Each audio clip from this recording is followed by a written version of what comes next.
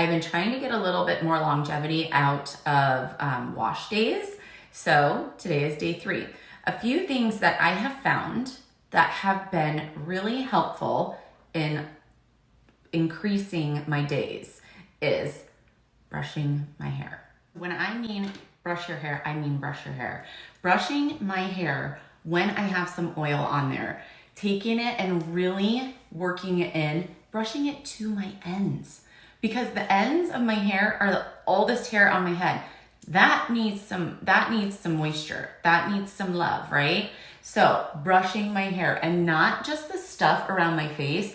I do this all around using some kind of wet brush or a brush that has teeth that are meant to kind of detangle when your hair is wet. I like to use it on my dry hair, and I like to use the ones that don't have a back. For me personally, these work best for my hair. I'm gonna go in and just kind of revive my curls. Split your hair in two, in the back. Makes it easier to curl. Then I'm gonna take a section from the back, and I'm gonna take a big section, big curls. My hair is kind of going with this beachier, looser wave. We're gonna roll with it. So I am taking a small iron. You can still get big curls with a small iron, depending on your section size. So I like to start a little bit closer to my scalp. This is not set at a high heat. If you are going on day 2, day 3, day 4, you wanna be mindful that you have products on your hair that may not add a whole lot of slip and grip. Your hair might stick to a curling iron, so you wanna be mindful of the heat, okay? Really, you don't need to be going over 350 unless your hair is really resistant to holding curl. Same thing, we're going with sections. We are letting it go. We're twisting. I leave a little bit of a tail on here. I don't wanna be that girl that pulls the curling iron off and her hair's on there, so I had to take this off. But you can see by adding some heat and running that iron all the way down my hair strand, it's adding some more shine and life to my hair.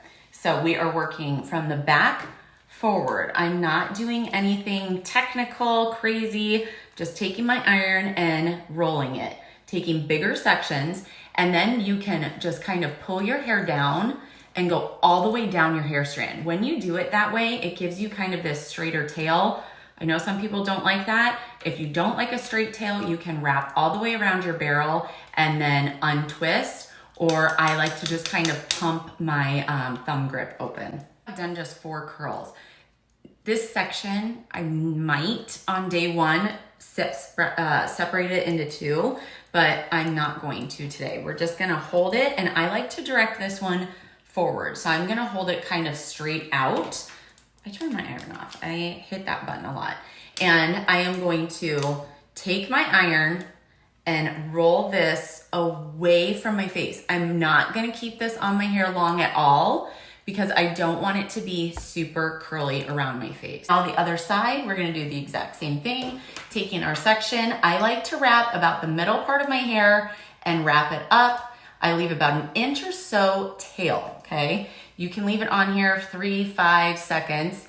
Pulled it straight down, okay? Pulled it straight down. You can see it's got this nice curl.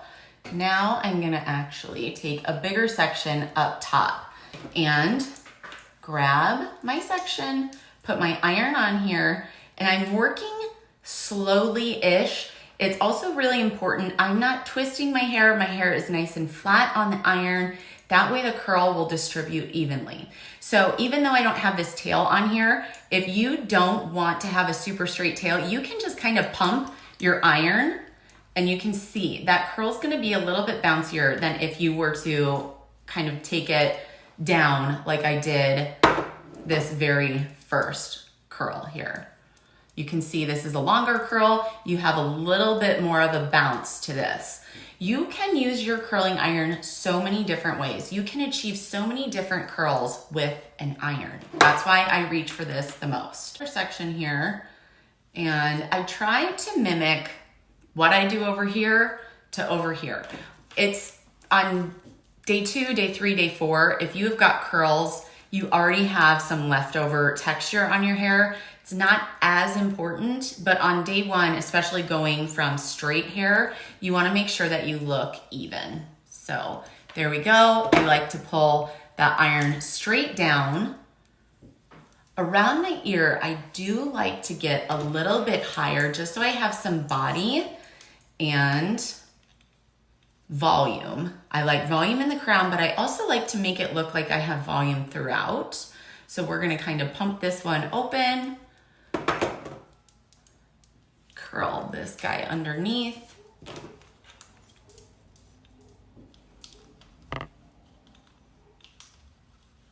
I did an extra curl over here. Does anybody else feel like they have more hair on one side of their head? Because I feel like this side has more hair. I don't know if that's a thing. Okay, so I'm leaving this on for just a second. You can see I kind of pumped my thumb grip open pretty quickly, but I still have this really nice curl. Look at how much shine that adds without adding a shine product. Okay, now this section here, this is my face framing. Get out of there. I am also going to pull this forward and direct it. When I curl normally, I have my thumb grip facing forward and I curl my hair back. I think it looks nicer when you do it that way.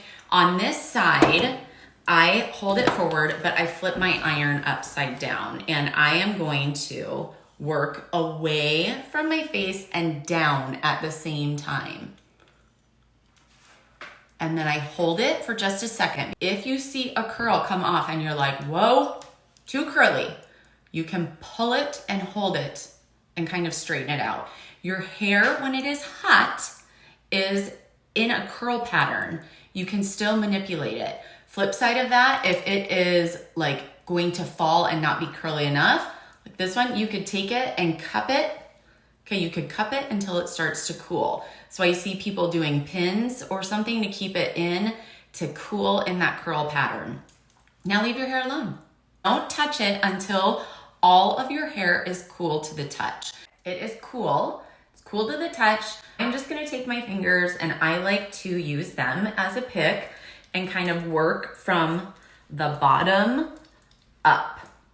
And really, that's kind of it. Look at that. Once again, broken record with the styling products. Go in and finish with what you feel like you need with your hair.